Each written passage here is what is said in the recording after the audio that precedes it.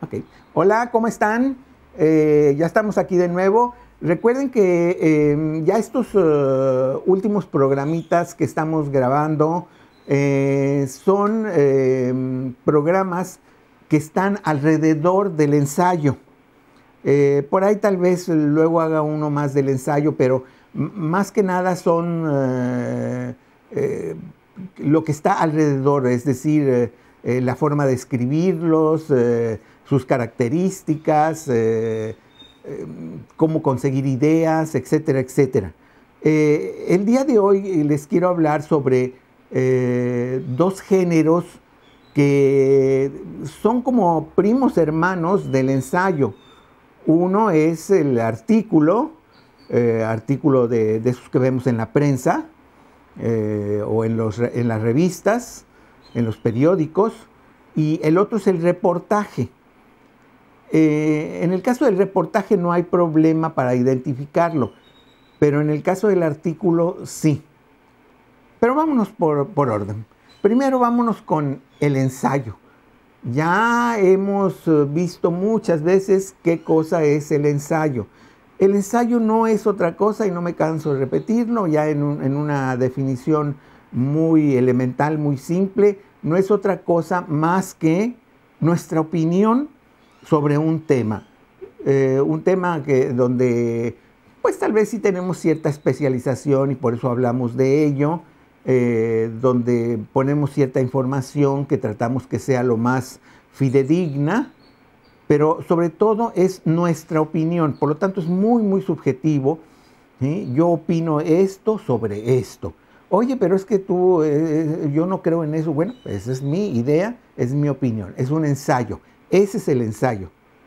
Ahora, ¿qué cosa es el artículo?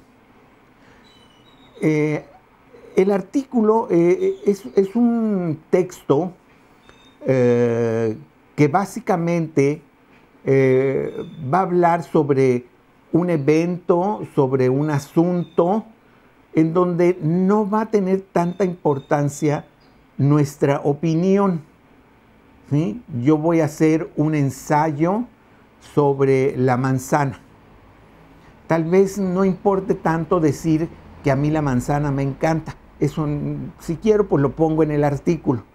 Pero más bien el artículo, en lo que voy a poner yo en el artículo, va a ser qué cosa es la manzana. Y ahí pues pondré que es una fruta, que hay varias, que existen muchas variedades. Tal vez haga una descripción geográfica en el sentido de dónde se producen.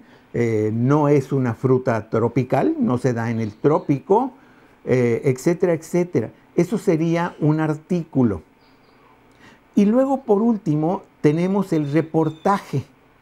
¿Qué cosa es el reportaje?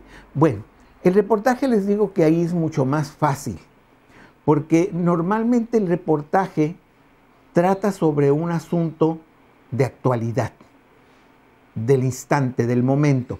No es que sea que necesariamente de lo que pasó hace 15 minutos, no. Eso se llama noticias. Pero el reportaje sí es algo contemporáneo. Me viene siempre a la mente, ahora que se quemó la Catedral de Notre Dame, yo en realidad creo que llegué de la escuela o algo así, prendí la computadora y de repente ahí estaba un cintillo rojo y decía, se quema Notre Dame de París. Pues luego ahí aplané y en vivo todavía se estaba quemando la catedral. Yo vi la noticia. Les digo esto porque el reportaje no es eso. Eso no es un reportaje.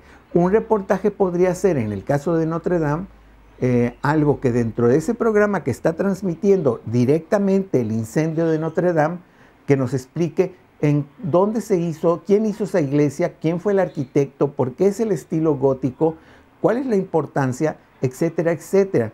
Y sí, podemos también ahí poner nuestra opinión. Y a mí me gusta mucho la iglesia de Notre Dame y lo que tú quieras, pero no es eso lo importante como en el ensayo. Bueno, ahí tenemos ya las tres diferencias que pueden tener el ensayo, el artículo y el reportaje. Normalmente los tres comparten ciertas características. Es decir, en el caso del ensayo y en el caso del artículo van a tener un título. El artículo normalmente va a estar presentado en una revista o en un periódico, pero de todos modos en el periódico o en la revista va a tener un título. Igualmente el reportaje, nada más que el reportaje tal vez va a tener un título mucho llamativo, muy llamativo, dado la cotidianidad, ¿no? ¿Sí? Se quema Notre Dame, ¿verdad?, de París. Pues bueno, te llama la atención, es como si fuera una noticia, aunque vuelvo a lo mismo, no es la noticia. La noticia ya es al ámbito periodístico y ese tiene otros elementos. En el reportaje tú todavía te puedes dar el lujo de estar en tu casa y estar escribiendo el reportaje, mientras que la noticia tú vas a tener que salir a investigar en el instante. Oye, pero es que son las 3 de la mañana y eres el periodista. Tienes que ir a las 3 de la mañana a investigar a ver qué está pasando. Y en cambio el reportaje, pues acá en tu casa no haces tranquilamente tu reportaje y luego lo presentas en la revista o en el periódico o en la televisión, según donde sea. Bueno, les decía yo que comparten ciertas características. Estos son los títulos o los titulares, según sea el caso. Los tres normalmente tienen una introducción. ¿Cuál va a ser el tema del ensayo? ¿Cuál va a ser el tema del artículo? ¿De qué trata el reportaje? Es decir, es la introducción. E inmediatamente viene el desarrollo. En el caso del ensayo, es nuestra opinión desglosada. En el caso del artículo, ¿qué investigamos sobre lo que queríamos hablar? Y en el caso del reportaje, igual, ¿cuál fue nuestra investigación y qué es lo que ponemos? Y por último, una conclusión. En el caso del ensayo, pues es muy importante tener una conclusión. Concluir y como estamos dando nuestra opinión y por eso yo digo que esto y lo otro y aquello y esto es así y así y así. En el artículo no es tanto necesario esa contundencia. Vuelvo a lo mismo, la opinión no importa tanto. Podemos darla y podemos ponerla en una conclusión, no hay problema, pero no es tan importante. Y lo mismo sucede en el reportaje. En el reportaje tampoco es tan importante en la conclusión que nosotros demos nuestra opinión. En el caso del artículo podemos cerrar haciendo un pequeño resumen de lo que trató el artículo. En el caso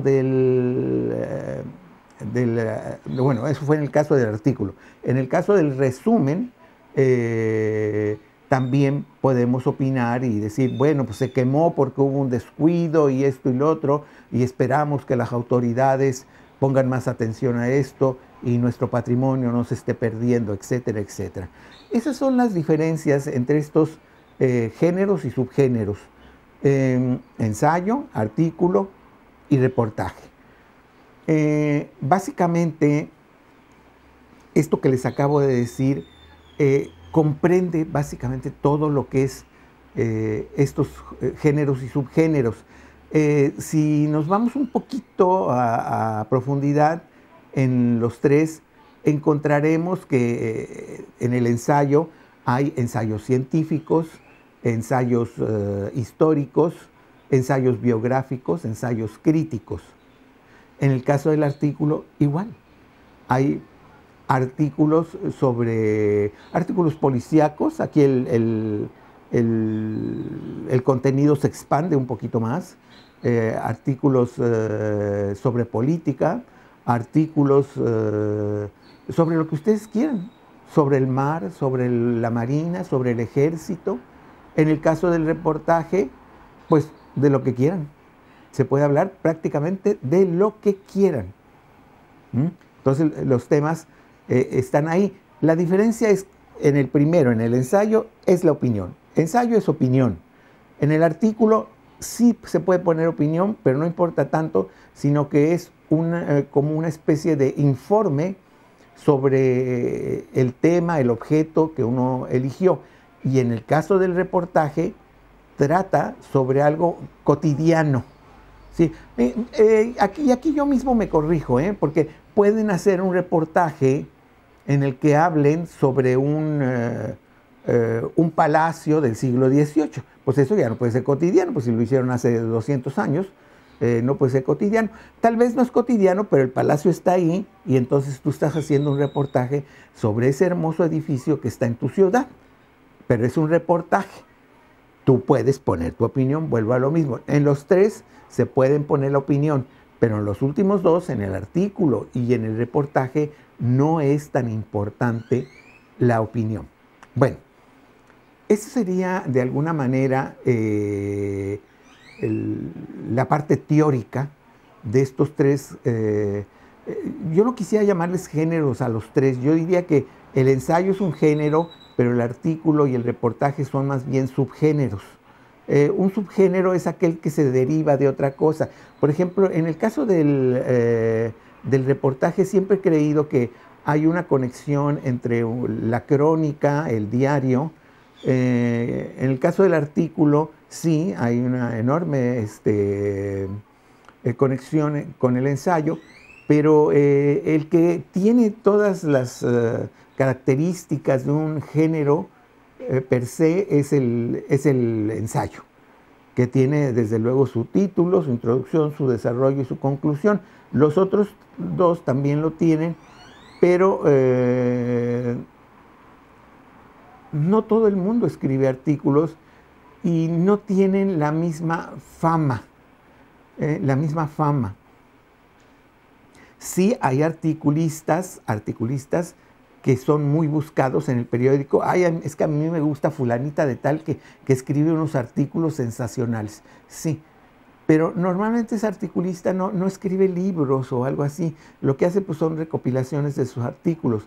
En cambio, el ensayista normalmente sí es un escritor, como que el componente literario es mucho más importante en el ensayo que en el artículo y que en el reportaje.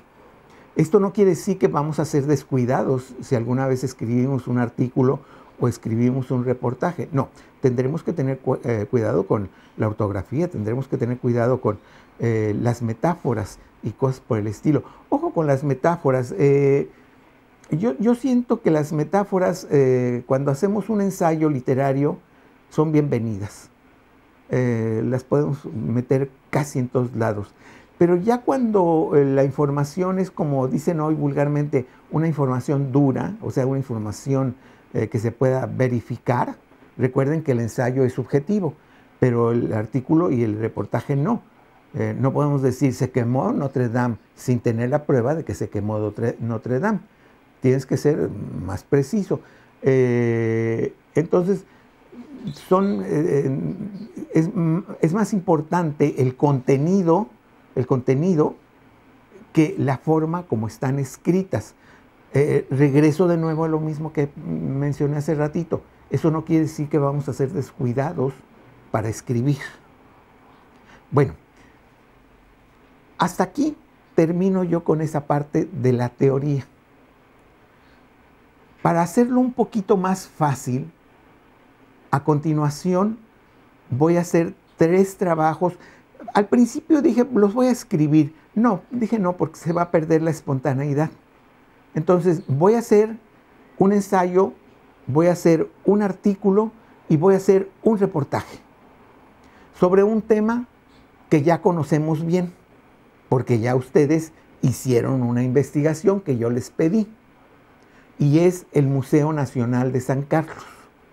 Sobre ese tema voy a hacer primero un ensayo. Van a ser muy breves, es nada más para que noten un poco la diferencia que hay. Los que más o menos se van a confundir un poco son el artículo y el ensayo, no así el reportaje.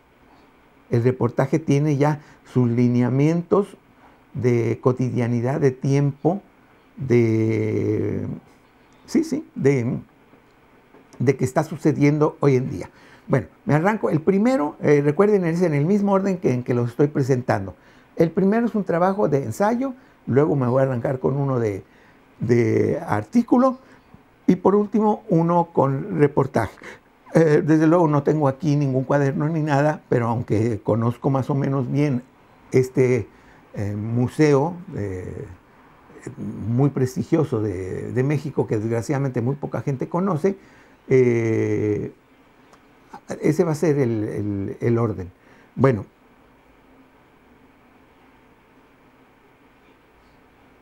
Europa en México es el título.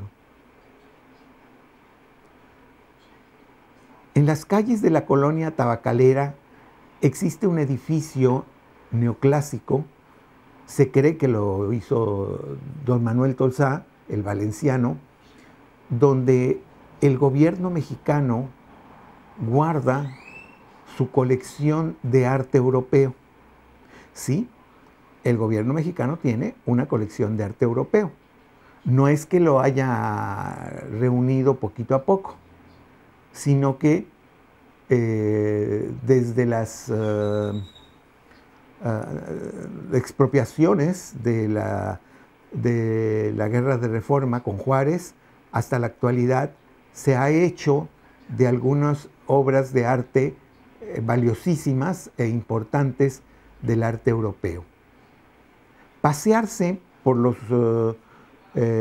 salones o las salas, si ustedes quieren, del Museo de San Carlos es sentirse un poquito como en el Museo del Prado o en el Museo del Louvre o el Museo Británico o el Museo del Hermitage en Rusia y también, claro, el Museo Metropolitano en Nueva York.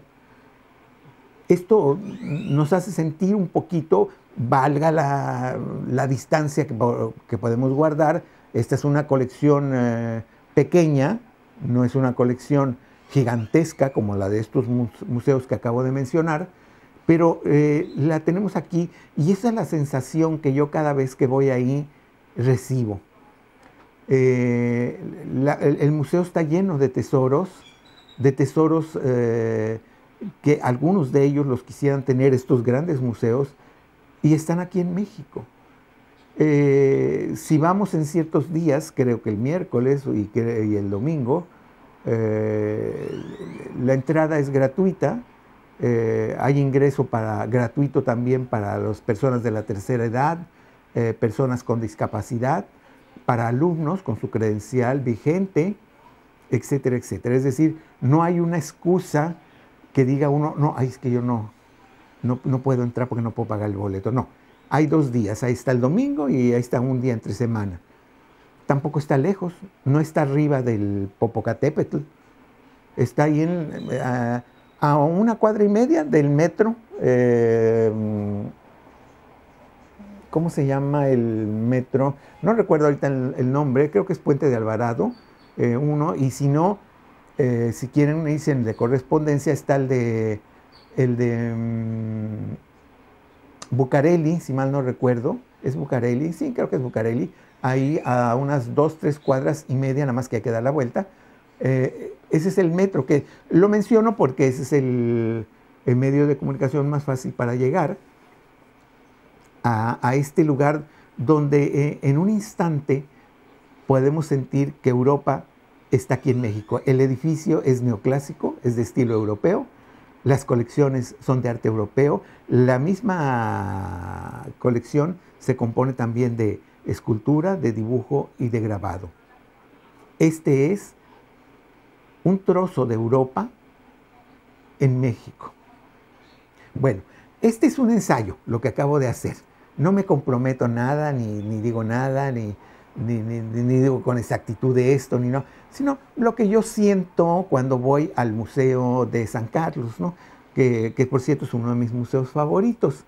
Ese fue un ensayo. Ahora voy a hacer un artículo que muchas veces tiene partes de lo que yo ya mencioné en el ensayo.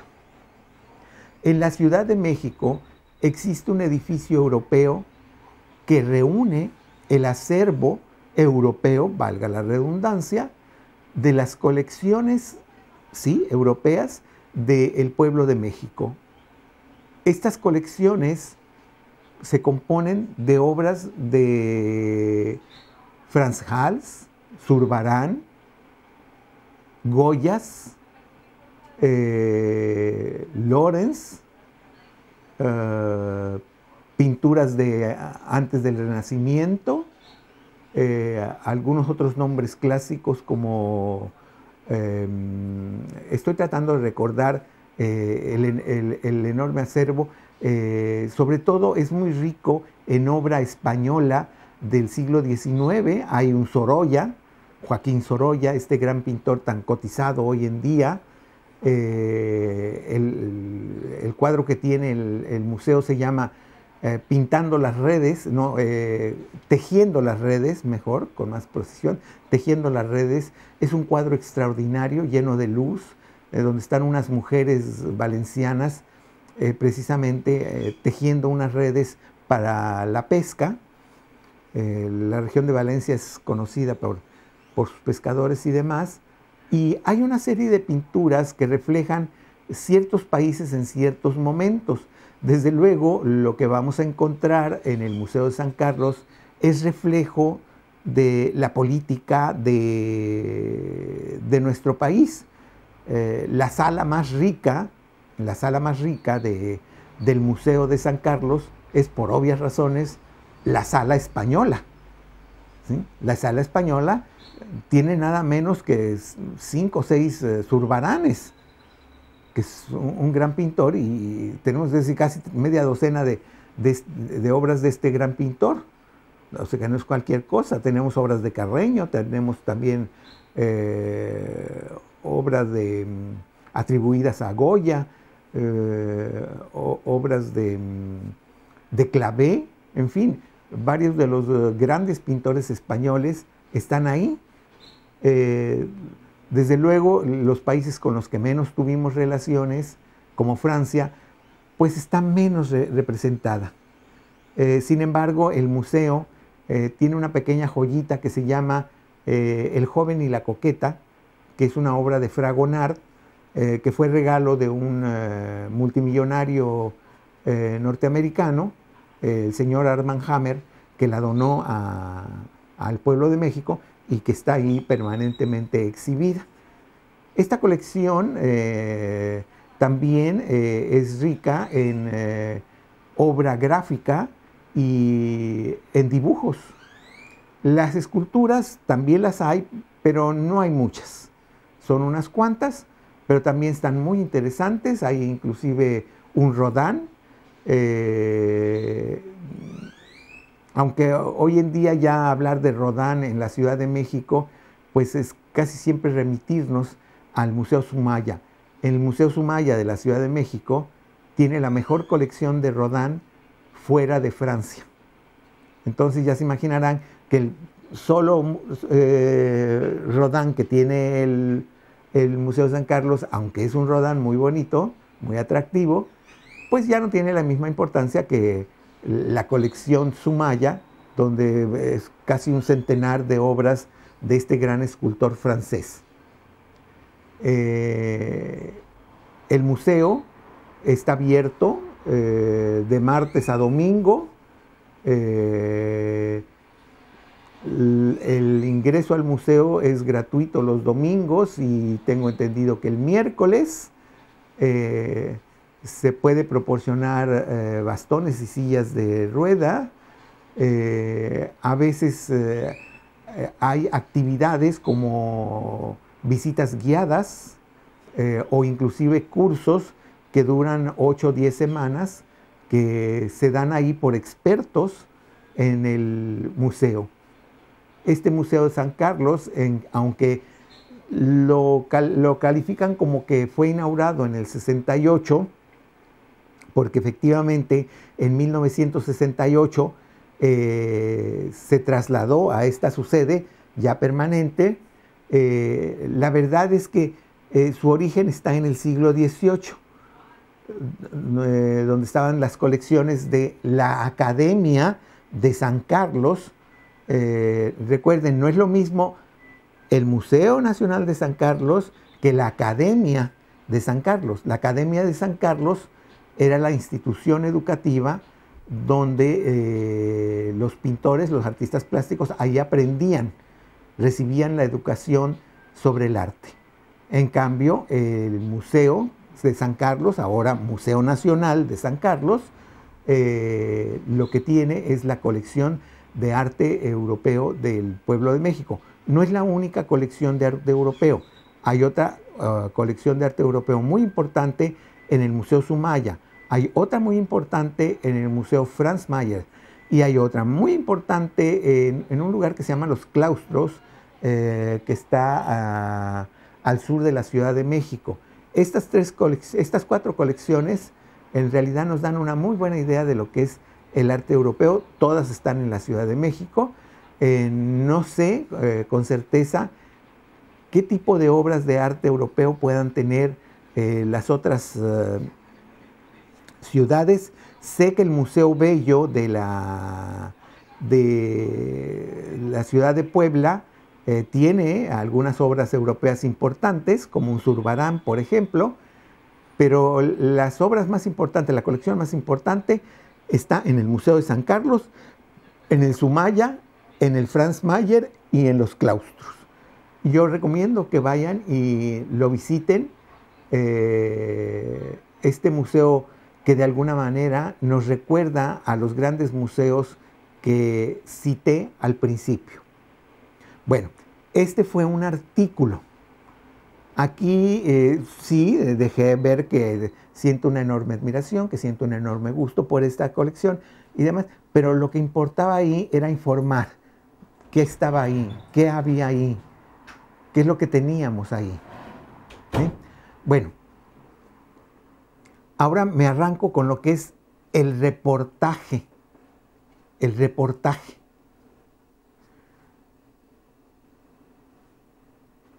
Un tesoro para el pueblo de México. El día de ayer, noviembre 22, el pueblo de México recibió de parte de la señora González de Fefita una colección de 17 cuadros de arte europeo, entre ellas pinturas de impresionistas y pintores del barroco francés. Estos pintores son muy importantes porque enriquecen la ya de por sí rica colección del Museo de San Carlos, pero enriquecen las salas que tenían ahí un gran vacío, puesto que no había mucha obra de pintores franceses. La mayoría de los cuadros han llegado ya con sus respectivos información. Sin embargo, serán los especialistas del propio museo, junto con el Instituto de Investigaciones Estéticas de la UNAM, los que formarán un catálogo que se presentará el día 24 de febrero, en el que se presentará, valga la redundancia, la colección al público para que conozcan estas nuevas adquisiciones, o en este caso, estas donaciones generosas que hizo la señora González de Fefita.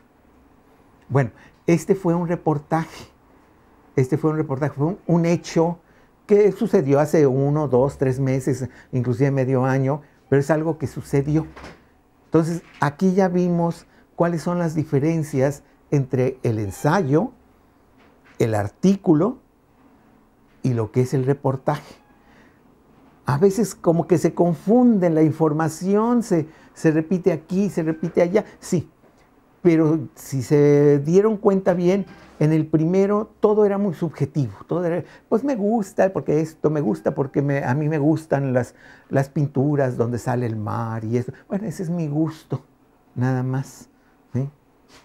En el artículo básicamente hacía una descripción de la historia del museo, las colecciones, qué cosa había ahí importante, y en el reportaje fue algo que sucedió, esa es la diferencia, algo que sucedió recientemente, que fue una donación al museo. ensayo, artículo y reportaje. Espero que haya quedado claro lo que son estos 3 géneros y subgéneros que de alguna manera se asocian, pero que tienen sus pequeñas diferencias. Por hoy ha sido todo y nos vemos en la próxima.